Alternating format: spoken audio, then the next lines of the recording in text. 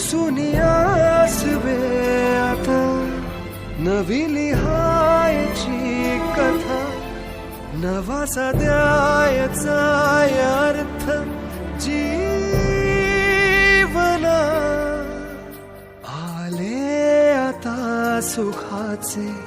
क्षण क्षण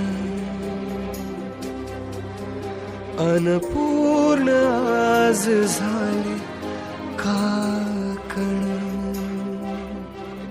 सूर्यासारखे तळपत जावे या शाळेतून जाताना भिंतीला फादर या वर्गात